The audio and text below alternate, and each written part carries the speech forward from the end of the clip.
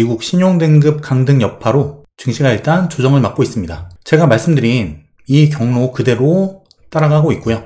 그럼 주가는 어떻게 될 것인지, 이 조정의 의미와 우리의 대응 방법, 그리고 법빗의 경고와 이번 신용등급 강등에 따라서 이것이 최저점의 신호가 될 수도 있다는 과거의 통계를 한번 같이 살펴볼게요.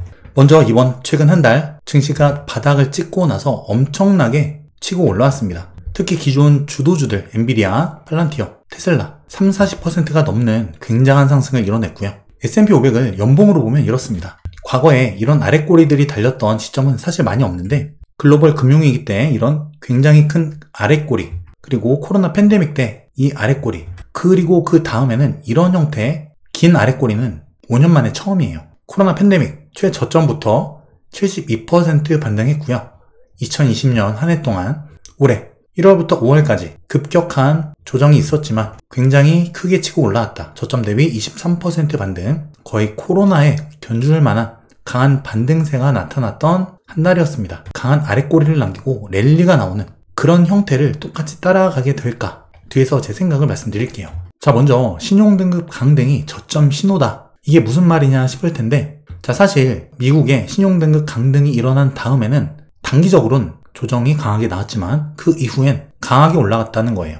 그리고 회복되는데 시간이 그리 오래 걸리지 않았고 점차 이 이슈가 반복되면서 영향력은 약화돼 갔다. 2011년 8월달 처음으로 100년 만에 미국이 최고 등급에서 한 단계 강등되었던 시점이죠. 사실 주가는 강하게 빠지긴 했습니다. 전후로 굉장히 많이 빠졌는데, 자, 이게 주가가 회복되는데 불과 이게 월봉이거든요. S&P 500 월봉 2개 2개월밖에 걸리지 않았다. 그리고 나서 강한 랠리가 나왔다는 거예요. 그리고 나서 2023년 이번 상승 랠리 과정에 제가 최저점 말씀드리고 현금 올인했다고 말씀드렸던 그 자리였죠. 이때도 마이너스 10% 사실 좀 많이 빠지긴 했습니다. 하지만 3개월 이후에 봉 하나로 한 번에 회복이 됐고요. 그 다음 또 랠리가 나왔다. 그리고 자, 이번 2025년 5월달입니다.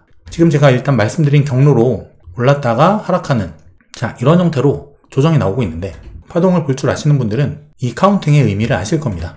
사실 단기적으로는 충격이 아주 없을 수는 없겠죠. 일단 월요일 현재 선물 시장에서 주가가 하락하고 있다. 하지만 이거는 단기적으로 봤을 때는 어떨지 모르겠으나 중기적으로 봤을 때는 항상 이런 턴어라운드의 시발점이었다는 거예요. 중기적으로는 주가가 지금보다 위에 가 있을 가능성이 매우 높다. 그리고 이번 신용등급 강등은 사실 이미 예견된 거예요. 시장은 이미 알고 있었습니다.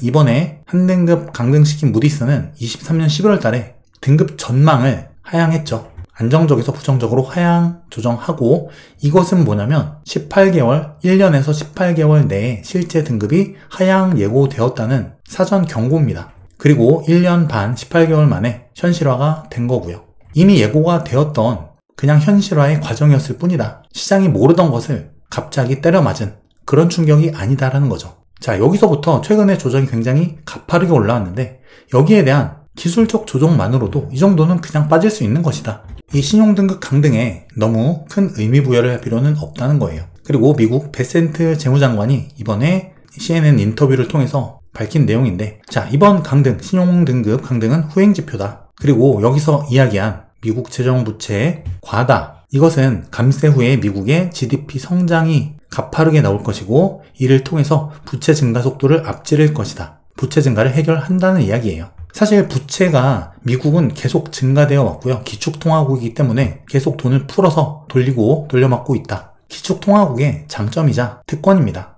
이건 어쩔 수 없고요. 워런 버핏이 이야기하듯이 미국 같은 사례가 없어요. 그렇기 때문에 재정부채가 과다하더라도 성장이 더 빠르게 나간다면, 실적이 잘 나온다면 부채 증가는 항상 위기로 번지진 않았다는 거죠. 더 강한 것들, 특히 올해는 유동성이 될 텐데 이 유동성이 증시를 밀어 올릴 것이기 때문에 이 GDP 성장이란 것은 결국 감세, 세금을 줄인다, 금리를 내린다, 시장에 돈이 늘어난다는 이야기예요. 결국 자산시장의 우호적 환경이다. 자, 주봉으로 봤을 때 지금 지난주 양봉이 강하게 뽑혔죠. 그 이후에 지금 음봉이 나가고 있는 과정인데요. 이평선의 모양은 전형적인 V반등의 형태이다. 다만 과도한 반등 이후 이평선과의 이격이 상당히 많이 벌어졌죠. 많이 올랐기 때문에 아랫꼬리를 만들기 위한 전혀 무리가 없는 수준이고요. 신용 등급 강등, 자, 사실 이 사태는 크게 여기에 작용하진 못한다고 봅니다.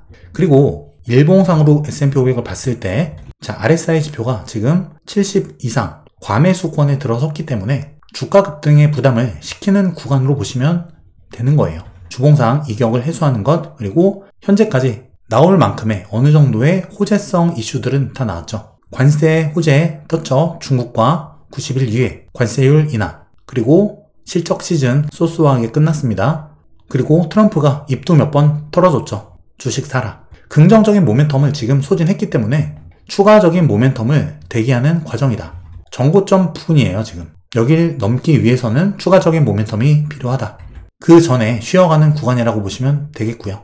지난 시간에 제가 투자 전략을 말씀드렸으니까 그 영상도 꼭 함께 보시기 바랄게요. 그리고 멀티플로 보았을 때 지금 여기서 이런 추세 하락이 나올 것이냐. 현재 S&P 500 선행 PER 21.7배. 싼 건 아니지만 비싼 것도 아니다. 평균치이다. 추세상의 평균치 약간 위에 있는 정도 이미 많이 반등했기 때문에. 하지만 여기 있을 때는 20배 안쪽으로 떨어졌었습니다. 20배 가까이 19.8배 그 정도 어느 정도 싼 구간을 찍고 올린 거기 때문에 지금 멀티플만으로 이게 비싸다. 그렇기 때문에 폭락이다. 이러기에는 적합치 않은 시장이라는 거예요.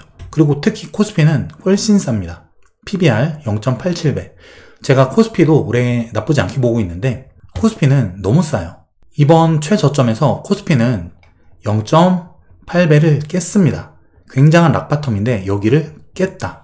그만큼 코스피는 굉장히 싼 구간에서 반등을 한 상태고요. 낮은 밸류에이션을 근거로 봤을 때 추세 반전을 시킬 만한 수준은 아니다. 이런 추세 반전이 나오긴 어렵다는 거예요.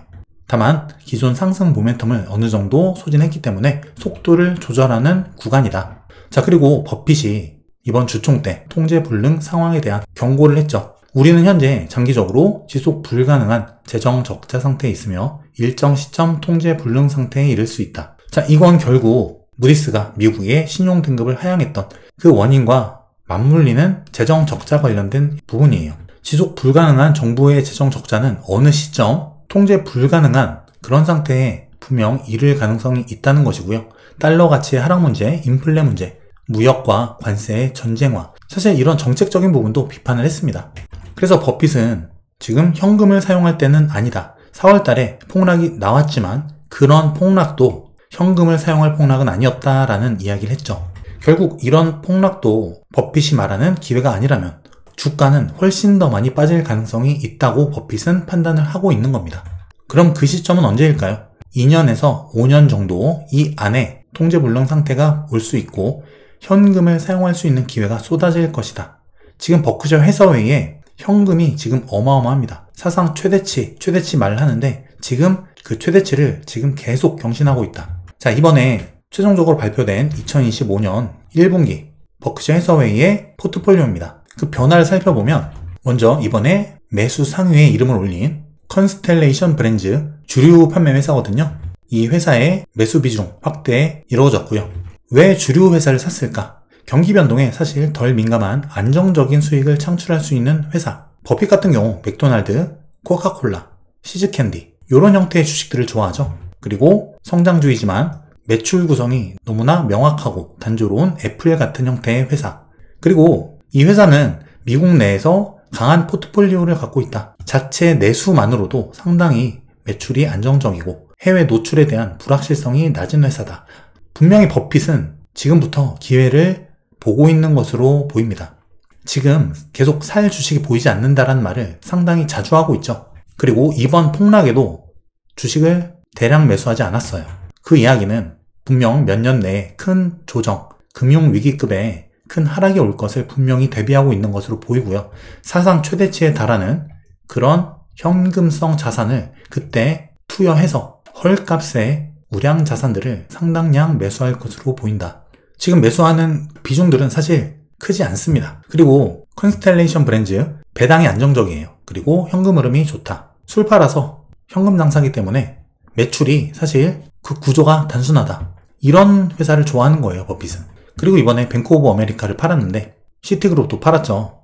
금융주를 계속 팔고 있는데 연초에 국채금리가 상당히 많이 올라갔었죠. 작년 12월, 올해 1월달 아마 1월 초쯤에 그 팔았던 물량이 아닌가 싶은데, 이렇게 연초 국채금리가 올라갈 때 이런 회사들이 채권, 국채를 많이 갖고 있거든요. 금리 인상에 따른 채권 미실현 손실, 이 국채 손실, 이걸 털어내기 위한 부분, 그리고 금리 인상으로 인한 마진 감소 관련 부분, 이런 부분 때문에 매도하지 않았을까 하는 개인적인 생각이 있고요. 그리고 무엇보다 큰 메리트가 없다면 현금 확보를 위해서 전략적으로 매도한 것은 아닌가, 이런 생각이 들어요. 그래서 보유 비중을 보아하면 현재 애플 26%, 아메리칸 익스프레스 16% 정도, 그리고 코카콜라 11%, 그리고 팔았어도 뱅크 오브 아메리카 여전히 10%입니다.